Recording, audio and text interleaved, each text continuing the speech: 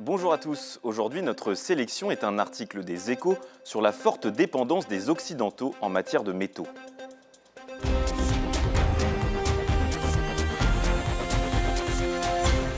C'est un des enjeux les plus importants de notre époque, surtout à l'heure de la transition écologique. Aujourd'hui, pour fabriquer nos voitures électriques, les batteries de nos téléphones, nos éoliennes ou nos panneaux solaires, impossible de nous passer des métaux. Et plus précisément des métaux conducteurs comme les terres rares, le cuivre ou le lithium. La pression autour de leur production est phénoménale. Certains, comme Philippe Varin pour Géosciences, estiment que dans les 30 prochaines années, on extraira autant de métaux que dans le reste de l'histoire de l'humanité auparavant.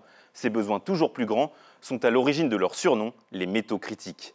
Et critique, la situation l'est en Occident. Depuis 40 ans, Américains et Européens se sont concentrés sur le tertiaire, sauf qu'ils ont abandonné au passage l'industrie minière. Résultat, plus de 70% des métaux utilisés en Europe sont importés.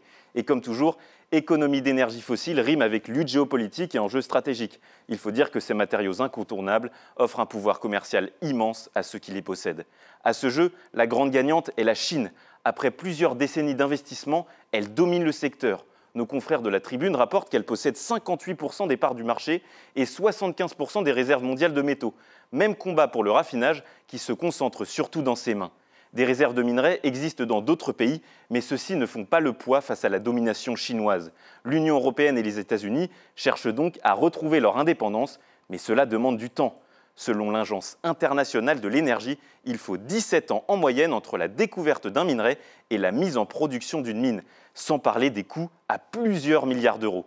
En France, l'objectif est donc de développer le recyclage pour qu'il fournisse 40% des besoins en métaux d'ici 2035.